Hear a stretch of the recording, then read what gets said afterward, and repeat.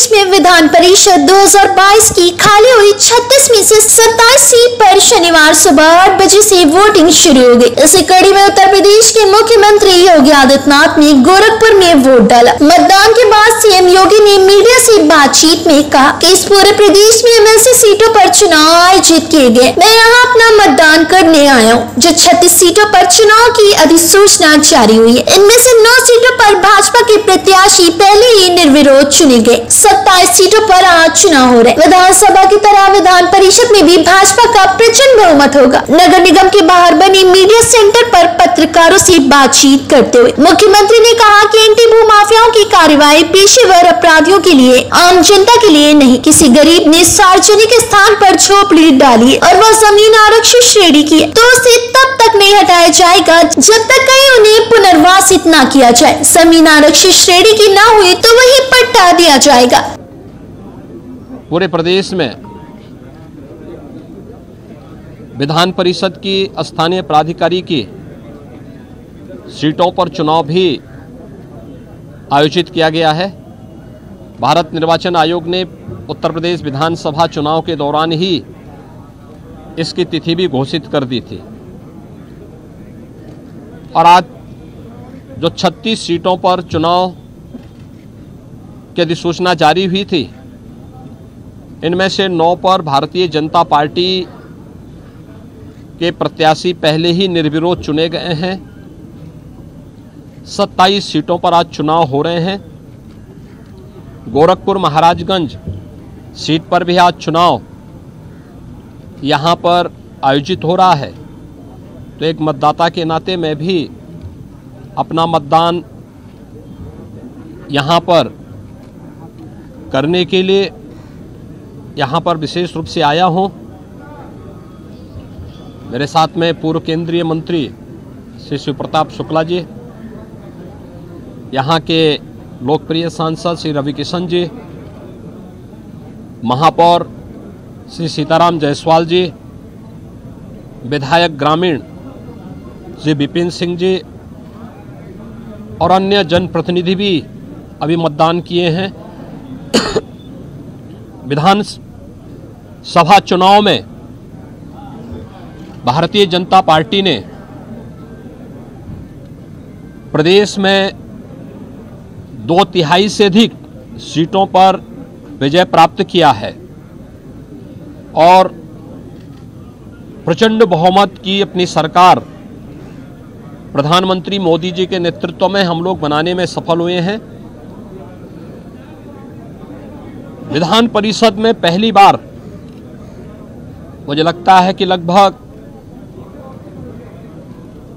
4 दशक के बाद ऐसी स्थिति आएगी जब सत्ताधारी दल प्रचंड बहुमत के साथ विधान परिषद में अपना बहुमत बनाने में सफल होगा और मेरी प्रदेश के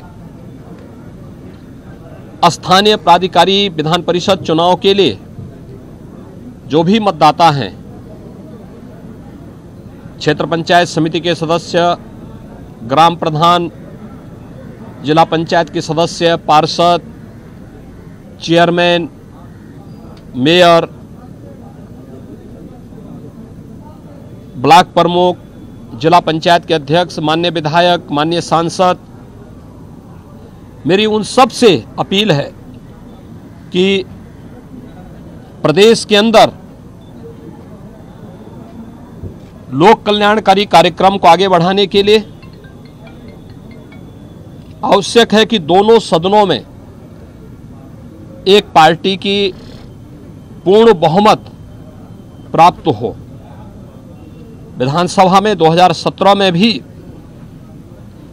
प्रचंड बहुमत के साथ भारतीय जनता पार्टी को प्रधानमंत्री मोदी जी के आह्वान पर प्रदेश की जनता ने अपना आशीर्वाद दिया था। 2022 में भी प्रधानमंत्री मोदी जी के नेतृत्व में प्रचंड बहुमत की सरकार फिर से प्रदेश में बन चुकी है। 2017 में जब हम लोग आए थे विधानसभा में हमारा प्रचंड बहुमत था, लेकिन विधान परिषद में तमाम कठिनाइयों का सामना हमें करना पड़ता था और अपनी नकारात्मक भूमिका के कारण समाजवादी पार्टी प्रदेश के विकास को अवरुद्ध करने का हर संभव प्रयास करती थी। लेकिन अब स्थानीय प्राधिकारी विधान परिषद के इस चुनाव के बाद भारतीय जनता पार्टी का प्रचंड बहुमत के साथ जीतना तय है और प्रचंड बहुमत के साथ 36 में से अधिकतर सीटें जब भारतीय जनता पार्टी जीतेगी तो स्वाभाविक रूप से प्रदेश के विकास को, लोक कल्याणकारी कार्यक्रमों को,